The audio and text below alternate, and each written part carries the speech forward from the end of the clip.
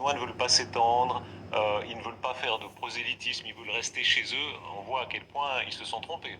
Ouais, et maintenant, il y a ouais, ce sentiment de s'étendre. Hein.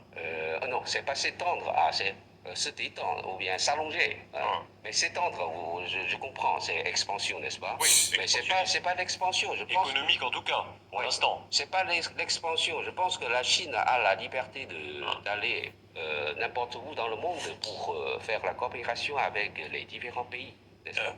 Monsieur Lou, vous savez bien que c'est de la fausse modestie que vous me faites là. Pardon, on vit des heures inouïes là. Si la Chine devient la première économie du monde, dans les statuts du FMI, le siège du FMI serait déplacé à Pékin, chez vous. Ça dépend. Ça dépend des membres du FMI. Ce sont les statuts du FMI.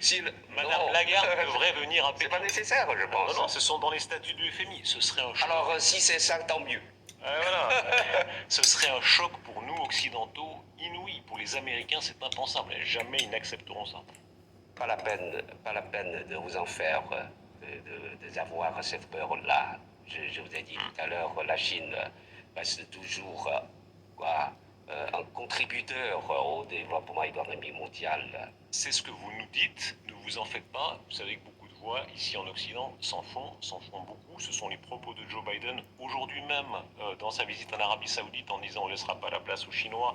Ce sont ces propos de Joe Biden le 23 mai 2022 avec ces mots « La Chine flirte avec le danger », dit le président américain, et il avertit que si vous envahissez Taïwan, les États-Unis interviendront militairement.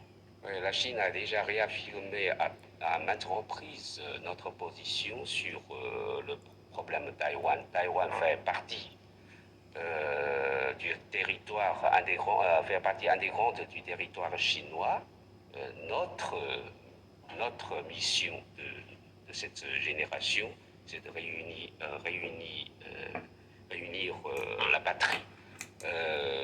Donc nous voulons résoudre le problème de Taïwan par voie pacifique, pourvu que les autorités taïwanaises ne franchissent pas la ligne rouge et que les Américains ne soutiennent pas les activités séparatistes des autorités taïwanaises en leur fournissant des armes ou bien en envoyant des officiels, des députés visiter Taïwan. Est-ce qu'il y a selon vous une volonté américaine là de déstabiliser la Chine à Taïwan?